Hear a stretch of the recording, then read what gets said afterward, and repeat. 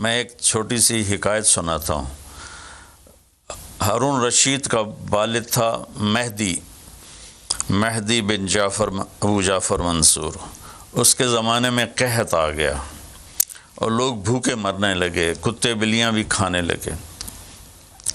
تو مہدی رات کو لیٹا ہوا تھا تو ایک خادم اسے دبا رہا تھا، تو اس نے اپنے خادم سے کہا کہ کوئی کہانی سناؤ، میں بہت دکھی ہوں رعایا کے لیے۔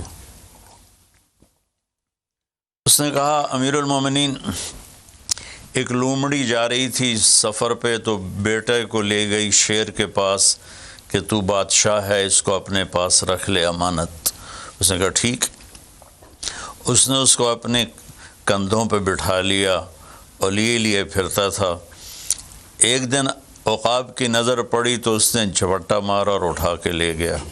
لومڑی واپس آئی، اس نے آ کر کہا بادشاہ سلامت، میرا بچہ کا وہ تو عقاب لے گیا، کہ میں تو آپ کے حوالے کر کے گئی تھی۔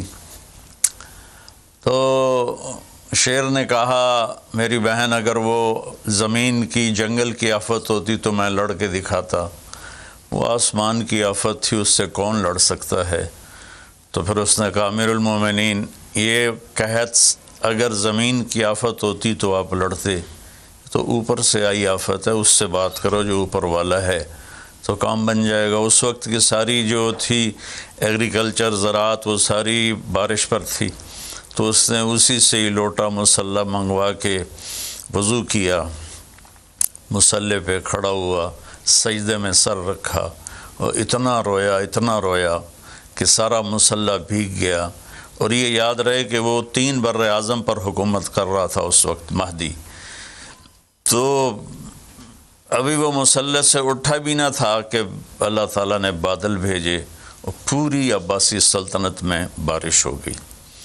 میں معذرت کے ساتھ اختلاف رائے تو ہر آدمی کو حق ہے، ہم جو ایک لفظ استعمال کر لیں لڑنا ہے، یہ آسمانی آفت ہے، اس سے لڑنا نہیں ہے، اس کا علاج کر کے اللہ کو عاجزی دکھانی ہے اور اپنا سر سجدے میں رکھ کے رونا ہے۔ اس سے ہم لڑ نہیں سکتے، اس لفظ کو اپنی زبان سے نکال دیں، چاہے دل میں اس کے بارے میں کوئی تکبر نہ ہو، لیکن یہ لفظ اللہ کو پسند نہیں ہے کہ مجھ سے لڑنا چاہتے ہو۔ دیکھنا ایک چھوٹے سے وائرس سے اللہ نے ساری دنیا کو ہلا کے رکھ دیا۔ میں ایک حدیث سنا کے پھر دعا کرتا ہوں۔ پہلے ایک دعا ہے، ما اصابکم مصیبت فبما کسبت ایدیکم، تم پر جو آفت آتی ہے تمہارے اپنے گناہوں کی کمائی ہوتی ہے۔ ان ینصرکم اللہ فلا غالب لکم، میں تمہارا ساتھی بن جاؤں تو کون تمہیں نقصان پہنچا سکتا ہے۔ وَإِن يَخْذُلْكُمْ فَمَنْ ذَا الَّذِي يَنصُرُكُمْ مِنْ بَعْدِهِ، اگر میں تمہیں چھوڑ دوں تو پھر کون سی ایٹمی طاقت تمہیں بچائے گی۔ إِن يَمْسَسْكَ اللَّهُ بِضُرٍّ فَلَا كَاشِفَ لَهُ، اگر میں تمہیں تکلیف میں ڈالوں میرے سوا اسے کوئی نہیں ٹالے گا۔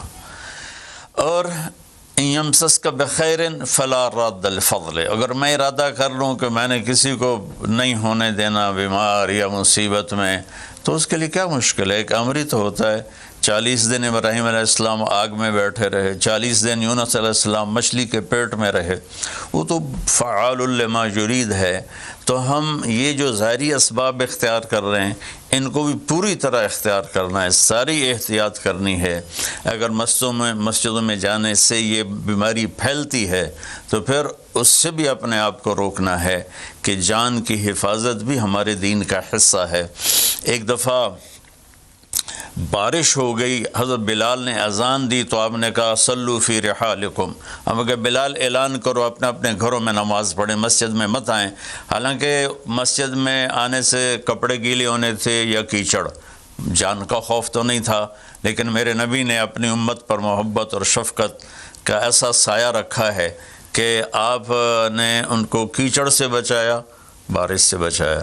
یہاں تو زندگی موت کے مسائل ہیں، بہرحال بڑے علماء اس میں جو کہیں گے اور حکومت جو ان کے ساتھ میٹنگ کرے گی، جو حتمی فیصلہ ہوگا، تو سب سے پہلے ہم اپنے الفاظ میں تواضع لے کر آئیں کہ ہم نے اللہ کے سامنے جھکنا ہے، عاجزی کرنی ہے اور اللہ کو منانا ہے کہ یا اللہ تو اس کو ہٹا، یہ نہیں ہٹ سکتی، اسے کوئی نہیں ہٹا سکتا۔ اللہ کوئی اللہ کا بندہ رو دھو کے اسے منا لے تو پھر شاید فیصلہ ہو جائے اور اللہ تعالیٰ اپنا فضل فرما دے۔ ایک حدیث پہ اگر عمل ہو جائے تو مجھے اللہ کی قسم کھا کر میں کہتا ہوں یہ کورونا کا پتہ ہی نہیں چلے گا کہاں گیا۔ صرف ایک حدیث۔ میرے نبی نے فرمایا 4 باتیں مجھ سے لے لو، پھر دنیا بھی تمہاری ہے، آخرت بھی تمہاری ہے۔ 4 اذا کانت فیک، 4 باتیں لے لو مجھ سے، پھر دنیا بھی تمہاری ہے، آخرت بھی تمہاری ہے۔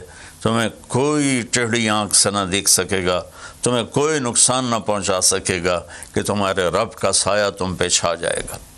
تو 4 باتیں کون سی ہیں؟ صدق و حدیث، ہمیشہ سچ بولنا، جھوٹ نہ بولنا۔ اب مجھے بتائیں، سارے یہ اینکرز بیٹھے ہیں، سارے ہمارے وزیر اعظم بیٹھے ہوئے ہیں، ہم کتنا جھوٹ بول رہے ہیں، ہم کس قدر جھوٹی قوم ہیں۔ ہم اس جھوٹ کے ساتھ اللہ کی بارگاہ میں کوئی مقام نہیں لے سکتے۔ تو میرے نبی نے پہلی بات فرمائی صدق و حدیث، سچ بولنا۔ دوسری بات فرمایا حفظ و امانت، کبھی کسی کو دھوکہ نہ دینا۔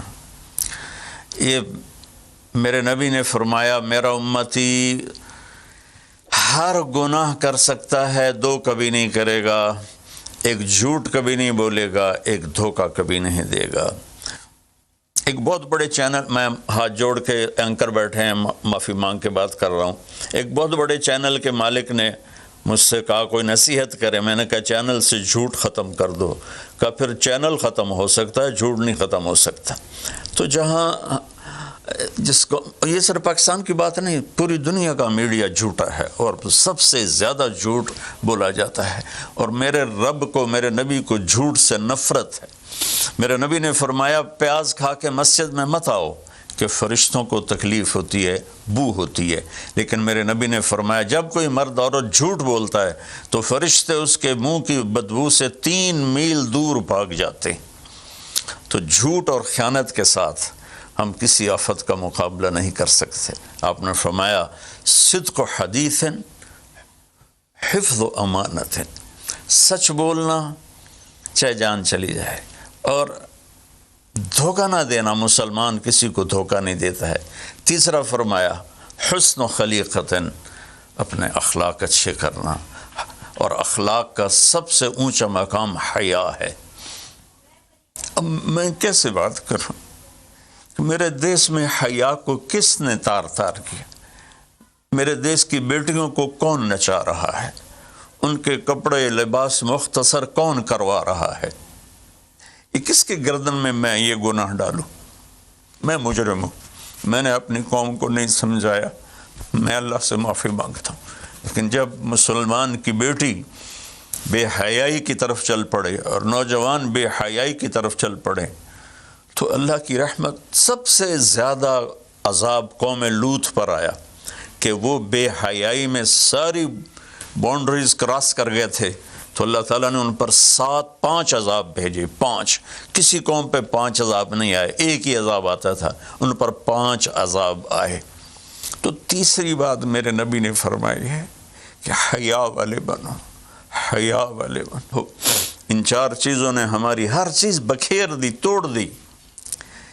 کسی بھی قوم کے لیے جھوٹ، بددیانتی، بے حیائی اور رزق حرام، یہ ان کو تباہ و برباد کر دیتا ہے۔ اور کوئی قوم سچائی، دیانتداری، پاک دامنی اور رزق حلال پر ہوگی تو اللہ کا سایہ ان پر چھا جائے گا، اور دنیا کی کوئی طاقت ان کی طرف آنکھ اٹھا کر نہیں دیکھ سکتی۔